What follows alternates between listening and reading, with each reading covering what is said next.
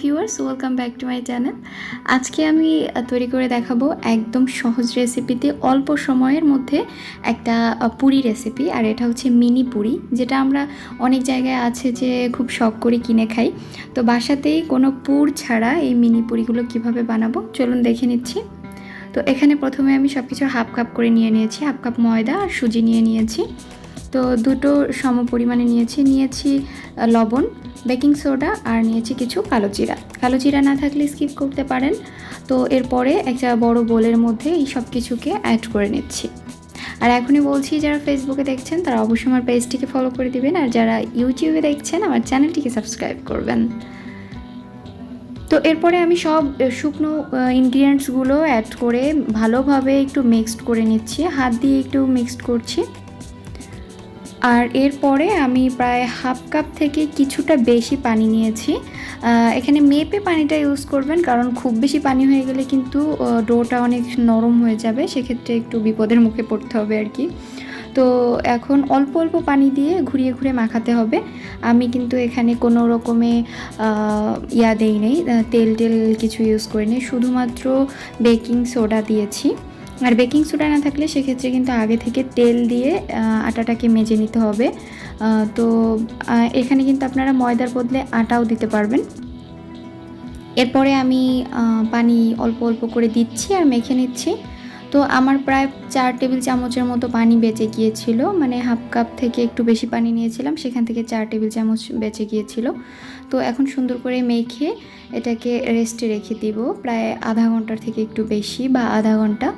তো আমার পুরো ডোটা মাখানো হয়ে গিয়েছে। এখন একটা ভেজা সুতি কাপড় দিয়ে আমি এটাকে ঢেকে রাখছি, আর ফিরছি প্রায় 15 মিনিট পর। 15 মিনিট পরে আমি ডোটাকে এখন একটু হাতে মেখে নিব। দেখতে পাচ্ছেন এটা সেট হয়ে গিয়েছে। তো হাতে ভালোভাবে একটু মেখে নিতে হবে, আর একটু উল্টে পাল্টে মেখে নিয়ে আমরা একটা বোর্ডের উপরে 4টা লেচি করে নিয়েছি। আর 4টা লেচি থেকে একটা লেচি আমি একটু এটাকে একটা বেলুন দিয়ে বেলে নিচ্ছি। আর রুটিটা একটু এবড়ো থেবড়ো হলেও সমস্যা নেই, তাই আমি আর কষ্ট করে সমান করতে গেলাম না, কারণ এই ডোটা খুবই শক্ত থাকে, তাই একটু কষ্ট হয় এটাকে সমান করতে। তো যা হোক, এরপরে এইভাবে ছোট একটা রুটি বেলে নিয়েছি। পুরুত্ব ঠিক এতটুকু রেখেছি, এর থেকে বেশি মোটা রাখা যাবে না। তো এরপরে আমি এখানে ছোট কোনো একটা কুকি কাটার দিয়ে কাটতে পারেন, বা কোনো একটা বয়ামের মুখ দিতে পারেন। তো আমি এখানে একটা কুকি কাটার দিয়ে এটাকে সুন্দর করে কেটে নিচ্ছি। আর কেটে আমি প্রায় সবগুলো এক সাইজের করে কেটে নিব। আর কাটার পরে এগুলোকে একটু ভাজতে চলে যাব। আর আগে থেকে আমি তেল গরম করতে দিয়েছি কিন্তু চুলাতে।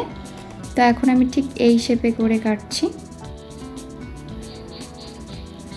খুব অল্প সময়ে এই পুরিটা বানানো যায়। আর এর উপরে একটু সাধারণ বিট লবণ যদি ছড়িয়ে দেওয়া যায়, আর একটু টমেটো সস দিয়ে যদি পরিবেশন করা যায়, তাহলে কিন্তু বিকালের নাস্তাটা খুব সহজেই করা যায়। তো এরপরে আমাদের আর বাজার থেকে কিনে আনতে হবে না, আশা করি আপনাদের সবার ভালো লাগবে। তো চলুন আমরা এবারে এগুলোকে ভাজতে চলে যাই। এভাবে করে সবগুলো বেলে কেটে তারপরে একবারে ভাজতে যাবেন। কয়েকটা কাটবেন, কয়েকটা ভাজবেন, এটাতে কিন্তু আরও কাজে দেরি হয়ে যাবে। আর এমন কোনো নেই যে এটা নষ্ট হয়ে যাবে যদি একটু দেরি হয় বা কিছু।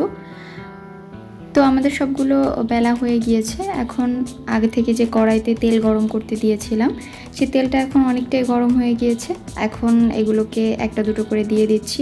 আর দেখতেই পাচ্ছেন কিভাবে ফুলতে শুরু করেছে। আর চুলার আঁচটা কিন্তু মাঝারি আঁচে রাখতে হবে, কোনোভাবেই লোতে রাখা যাবে না। তেলটা কিন্তু হাই আঁচে গরম করে নিতে হবে, আর পুরিগুলোকে এরকম লালচে করে ভেজে নিতে হবে। আর এখন এগুলোকে তুলে রাখছি। তো আজ এ পর্যন্তই। সবাই ভালো থাকবেন, আর আমার ছেলের জন্য দোয়া করবেন। আমার রেসিপিগুলো বাসায় ট্রাই করবেন, ফ্রেন্ডস অ্যান্ড ফ্যামিলির সাথে শেয়ার করবেন। আবার কথা হবে অন্য কোনো রেসিপিতে। আল্লাহ হাফিজ।